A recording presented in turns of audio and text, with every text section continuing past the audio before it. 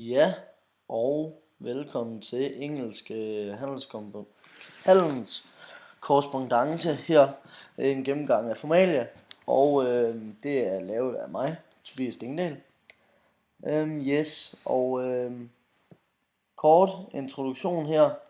Generelt, der er det vigtigt at have den her forståelse af formalia i forbindelse med kommunikation i udlandet, i forbindelse med handel og være høfligt, at der er meget fokus på formaliet, og det er vigtigt at respektere folk fra udlandets formalia og de krav, som de nu engang har, så man ligesom sætter sig en respekt på en måde, og dermed undgår at fornærme dem på en måde. Ja. Og kort til det, eller hvis vi starter, eller går i gang med det traditionelle handelsbrev, så har vi allerførst brevhovedet, hvor at man har alle detaljer om afsenderen, altså virksomheder, telefonnummer, e-mail, adresse, eller hvad det nu skulle være. Ja, og efter har man så referencen, hvor der står sagsnummer eller ordrenummer, alt efter hvad det lige er, man skriver om.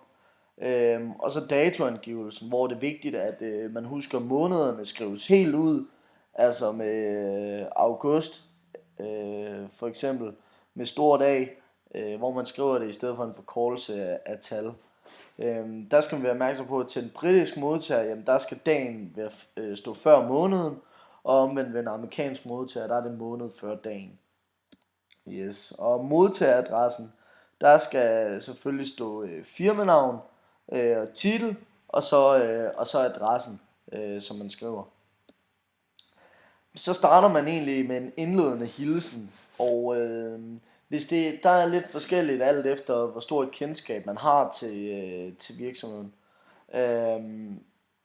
Hvis det er en firma uden en form for specifik kendskab, og du heller ikke ved, hvem du skriver til, så indleder du bare med Dear Sirs. Hvis så er en bestemt person i et firma uden at kende navnet, så er det så Dear Sir eller Dear Madam. Og hvis det er en bestemt person, som man har kendskab til, som man ved hvem er, jamen så er det Dear Mr. Nielsen, for eksempel, eller Dear Mrs. Nielsen, altså med efternavnet. Yes. Og hvis det er en, man har arbejdet sammen med før, eller som man har en højere kendskabsgrad, og det er lidt mere uformelt, jamen så kan fornavnet benyttes, og det kunne være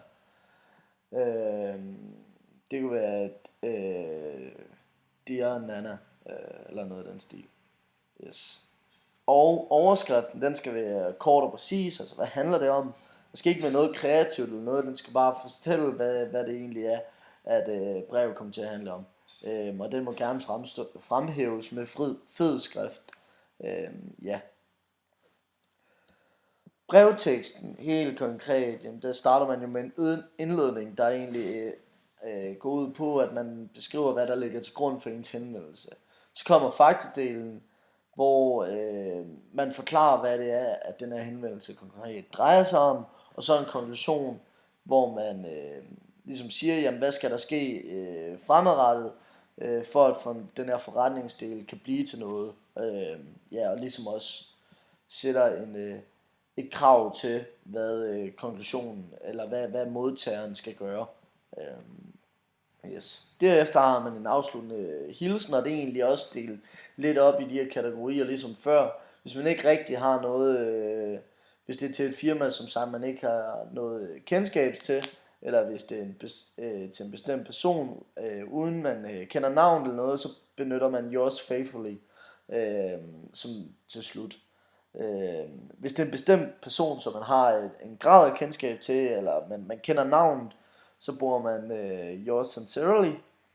Og er det en person, man så har arbejdet meget sammen med, eller har en rigtig høj grad af kendskab til navnet, så afslutter man typisk med best regards. Yes. Til slut så er der afsender underskrift, hvor at man først skriver virksomhedens navn, altså afsenderens navn, så har man underskriften, ham der har skrevet brevet, og så navnet på ham der har skrevet brevet.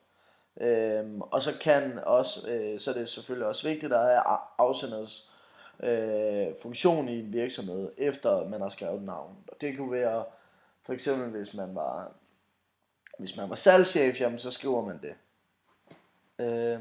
Ja, og slutligt, der er det egentlig bare, at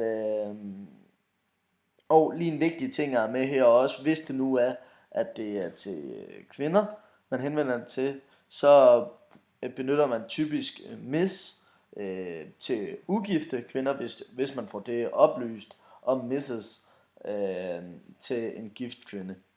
Ja, og så kommer jeg så til bilaget, hvor at det angives ENC, hvis der er bilag, eller hvis der bare er et bilag, og ENCS, hvis der så er flere bilag.